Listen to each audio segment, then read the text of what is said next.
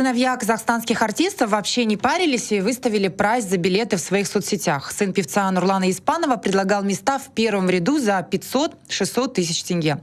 Таким же способом хотел заработать и отпрыск Сакена Майразиева. Интересно, что у них на руках оказались десятки билетов, а точнее пригласительные от клуба. Один из звездных сыновей решил отфутболить, и Олжас Испанов, да, у него фамилия, да, он записал целое видеообращение и заявил, что якобы продать билеты его попросили знакомые.